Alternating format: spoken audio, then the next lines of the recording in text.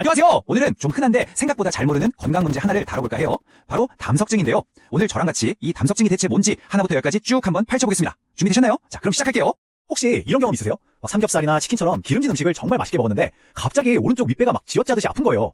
이거 뭐지? 싶었던 그 경험. 네, 바로 그 질문에서부터 오늘 이야기가 시작됩니다. 자, 그럼 가장 먼저 알아봐야 할 게 있겠죠? 대체 이 담석이라는 게 뭔지 그 정체부터 확실하게 짚고 넘어가 볼게요. 담석, 말 그대로 돌석자를 쓰거든요. 우리 몸에 소화액 중 하나인 담즙에 들어있는 여러 성분들이 있는데 이게 어떤 이유로 똘똘 뭉쳐서 정말 돌처럼 단단하게 굳어버린 거예요. 그리고 이게 담낭, 그러니까 쓸개라고 부르는 작은 주머니 안에 생기는 거죠. 아니, 근데 멀쩡하던 게 왜 갑자기 돌로 변하는 걸까요? 가장 흔한 원인은 이거예요. 물에 설탕을 너무 많이 넣으면 다 안 녹고 바닥에 가라앉잖아요. 그거랑 똑같아요. 우리 담즙이 녹일 수 있는 양보다 콜레스테롤이 너무 많아지면 얘네들이 뭉쳐서 돌이 되는 거죠. 또 담낭이 제 기능을 못해서 담즙을 싹 비워내지 못하고 고여있을 때, 아니면 염증 같은 것 때문에 생긴 찌꺼기가 씨앗처럼 작용해서 돌이 만들어지기도 합니다. 자, 그럼 내 몸에 이런 돌이 생겼을 때 우리 몸은 어떤 신호를 보낼까요? 증상에 대해서 한번 알아볼게요. 근데 여기서 진짜 놀라운 사실이 하나 있어요. 담석이 있는 사람 중에 무려 80%는요 아무 증상도 없이 그냥 지낸다는 거예요. 정말 많죠? 그래서 소리 없는 돌이라고도 불리는 이유가 바로 이겁니다. 내 몸에 돌이 있는지도 모르고 사는 경우가 허다하다는 거죠.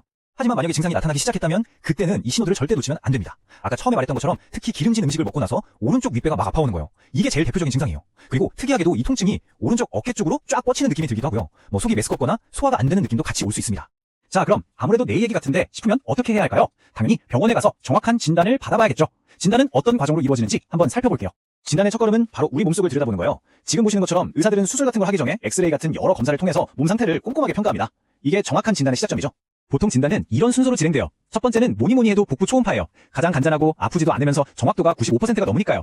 이걸로 대부분 확인이 되고요. 근데 만약에 담즙이 지나다니는 길, 그러니까 담관까지 좀 더 자세히 봐야겠다 싶으면 MRCP라는 걸 찍어봅니다. 마지막으로 담관에 있는 돌을 빼내야 할 것 같을 때는 ERCP라는 내시경을 쓰는데요. 이건 좀 특별해서 진단하면서 동시에 돌을 제거하는 치료까지 할 수 있어요.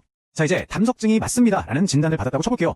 그럼 이제 어떻게 해야 할까요? 치료 방법도 한 가지만 있는 게 아니에요. 환자 상태에 따라서 여러 가지 선택지가 있는데 뭐가 있는지 한번 보시죠. 아까 제가 80%는 증상이 없다고 했잖아요. 바로 그분들의 경우인데요. 아무 증상이 없는데 굳이 치료할 필요는 없겠죠? 이럴 땐 보통 특별한 치료 없이 그냥 지켜보는 경과 관찰을 하게 됩니다. 이게 일반적인 원칙이에요.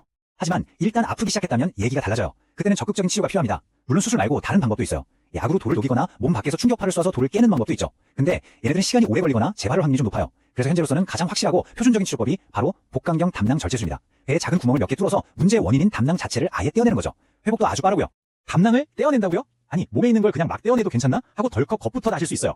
괜찮습니다. 수술하고 나면 우리 몸이 어떻게 적응하는지, 그리고 우리는 뭘 조심해야 하는지 지금부터 알려드릴게요.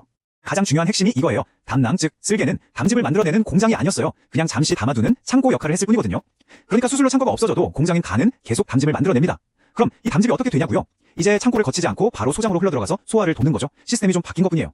자, 우리 몸이 이 새로운 시스템에 적응할 시간이 좀 필요하겠죠? 그 적응 기간 동안 가장 중요한 게 뭐냐면 바로 식단 관리입니다. 뭘 먹느냐에 따라서 몸이 훨씬 더 빨리 적응하고 편안해질 수 있거든요. 이게 바로 회복의 지름길이라고 할 수 있어요. 여기 표를 한번 보세요. 간단하게 정리되어 있죠? 회복하는 동안에는 신선한 과일이나 채소, 그리고 기름기 적은 살코기나 생선 위주로 드시는 게 좋아요. 반대로 튀긴 음식이나 삼겹살처럼 지방이 많은 고기, 치즈나 아이스크림 같은 건 소화에 부담을 줄 수 있으니까 당분간은 좀 피해주시는 게 좋습니다. 자, 이렇게 치료까지 무사히 마쳤습니다. 그럼 이제 다 끝난 걸까요? 아니죠. 이제부터가 진짜 시작일 수 있습니다. 앞으로 다시는 이런 일을 겪지 않도록 예방하는 게 정말 중요하거든요. 담석을 예방하는 비법? 사실 특별한 건 없어요. 우리가 다 아는 건강한 생활습관, 그게 전부입니다. 적정 체중 유지하는 거, 밥 거르지 않고 제때 챙겨 먹는 거, 그리고 채소처럼 섬유질이 풍부한 음식을 많이 먹고 기름진 음식은 좀 줄이는 거, 바로 이런 것들이 핵심이에요. 그리고 정말 중요한 사실 하나를 꼭 기억하셔야 해요. 담낭을 떼어냈다고 해서 담석이 아예 안 생기는 게 아니에요. 담즙이 흐르는 길인 담관에 또 돌이 생길 수가 있거든요. 결국 건강한 생활 습관은 수술 한 번으로 끝나는 게 아니라 평생 나를 지켜주는 최고의 방패라고 생각하셔야 합니다. 자, 오늘 저와 함께 담석증이라는 긴 여정을 쭉 한번 돌아봤습니다. 이제 내 몸이 보내는 작은 신호들이 조금은 다르게 들리시지 않나요? 오늘 들으신 내용을 바탕으로 앞으로 여러분의 소화기 건강을 어떻게 챙겨 나가실 건가요? 잠시 한번 생각해보는 그런 계기가 되었으면 좋겠습니다.